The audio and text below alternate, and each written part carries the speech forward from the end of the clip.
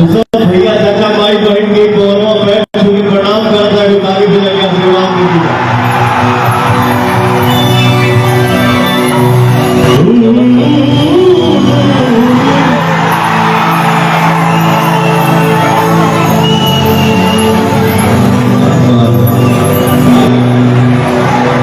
आपके जरिए एक गांव में हमरे पूरे समाज में बस ऐसे ही अच्छा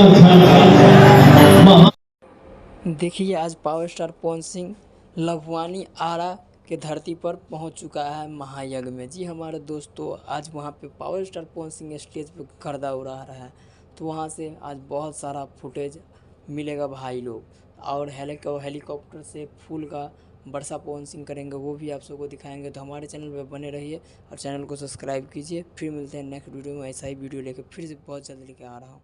बाय बाय दोस्तों, सब्सक्राइब कीजिए।